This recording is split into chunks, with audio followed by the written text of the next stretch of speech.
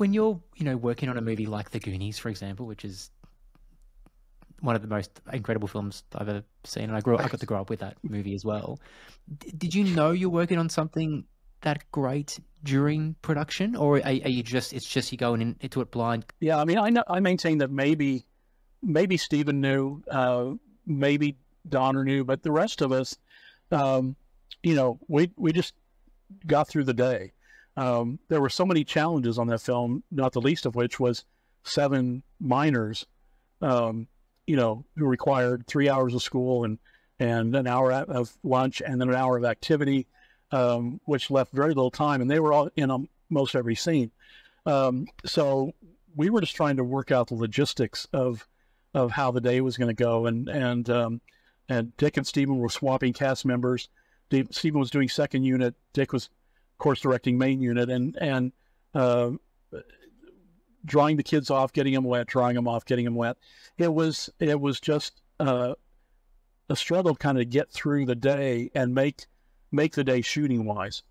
So no, I don't think anybody felt, I think the closest we came maybe to realizing, hey, this is pretty special, is Mike Riva's production design and the construction of the pirate ship, because it was a rarity in Hollywood at that point, which hadn't been, a full-size pirate ship hadn't been built on a soundstage in 40 years at that point.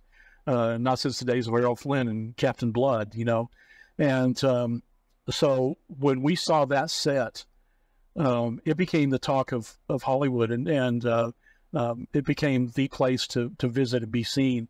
Everyone from Harrison Ford to Michael Jackson, and so I think with that, because it was such a rarity and such an amazing construction, that we thought, hey, at least we know the production values are great, and we've got a guy at the helm who did Superman and knows how to work with kids. But as far as I think when you make a movie or work on a movie, you're just hoping that, number one, it makes money, and number two, that maybe it has a life, beyond the theater. But when you are involved in something that takes on a life of its own, and is actually grows from generation to generation, because those kids are adults now and sharing with their children, and so on and so on.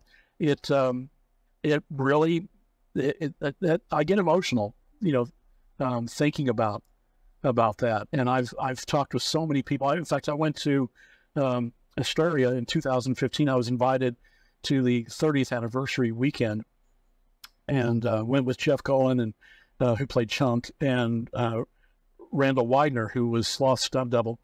And Astoria, where we shot, has about 10,000 citizens, and 14,000 people came from all over the world that weekend. And it was almost like Mecca. I mean, it was the Goonies house was a shrine, and they just wanted to touch, and have pictures taken out. And I know very few movies that inspire that kind of love, and that kind of reverence. I mean, Back to the Future is one, and I'm sure other films do too, but not like Goonies. I remember my mum showed me The Goonies. I was probably, I don't know, maybe 4 or 5 years old, and it was on TV one night, and she sat on the floor next to me, and she's like, you got to see this movie. It's amazing. These kids go on this adventure. And I sort of saw it through her eyes, the way that she sort of became childlike and explaining to me what was happening. She's like, there's this bowling ball that comes down, there's this pirate ship. And I was like, what is this? And then it was always if I was homesick from school, it was always on. No matter who was homesick from school, like The Goonies just goes on like straight away.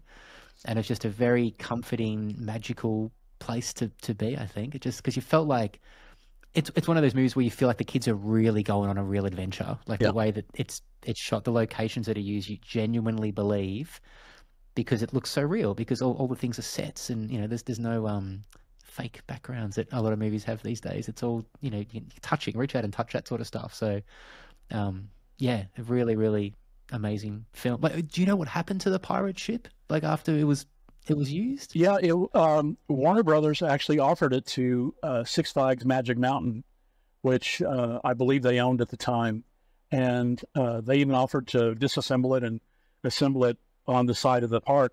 And Magic Mountain wasn't interested, and no one else was either, and it ended up being dismantled. Oh wow. Yeah, Was quite it's no more. like the interior of the ship. Could the kids actually, like, could cast and crew get inside the ship, or were they filmed Absolutely. somewhere It was all separate? practical. Really? Yeah. Oh wow.